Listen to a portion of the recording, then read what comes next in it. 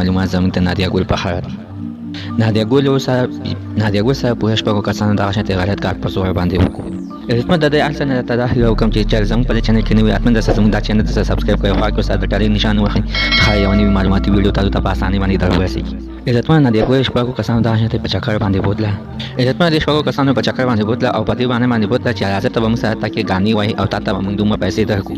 عزتمن دا شپږ کسه د دې د خاوند ملګري او د دې خاوند صاحب کې ناصر پاسېدل او ته دا خبرې به یې کولې چې چېرته د زموږ یوه ورځ چې ته موږ دا خپله ښځه په چکر باندې راکړه او تا ته به موږ یعنې دومره پیسې درکړو. په هغه ټایم کې ورسره د پیسو ډیل وکړو. خبره یې ورسره صرف د چکر کړې وه، د دې غلط کار خبره یې ورسره نه وه کړې. عزتمن دې سره د بېحیایۍ او بېشرمۍ خبره نه وه کړې.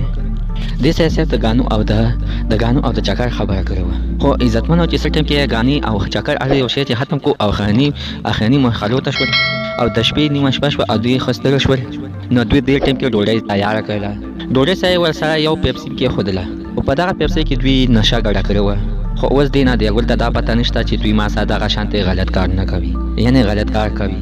دې نادیا ګل ته دغه شانتې پته نشته چې په دې پیپسي کې دوی ما ته نشه اچولې ده او دوی ما ته خپله نیت دغه شانتې غلط او خراب کړی دی. ولې زه خو په دې یقین باندې راغلم چې دا زما د خاوند ملګري دي او زما خاوند ورسره خبره کړې خو هېڅکله اوسه پورې دې خلکو زما خاوند سره څه داسې بېزباني او غلط کار نه و اورېدلی او نه یې ورسره کړی. کله چې ما ته مې خاوند ویله چې دا ډېر شریف کسان دي، زه دوی سره چکر ووهه او راشه. خو دغه ته چې نیمه شپه شوه او بیا زه په ځان باندې یعنې په پیپسي مې چې وڅښله نو بیا زه په ځان باندې نه یم پوه شوی. خو بس دوی شپږو کسانو ورسره ډېر سخت غلط کارونه بیا وکړ.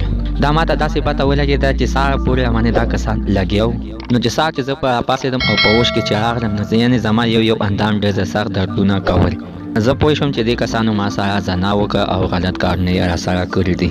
عزتمن تاسو د دې په اړه باندې څه خیال دی؟ لازمي راته لاندې په کامنټ کې د دې رایې ولیکئ.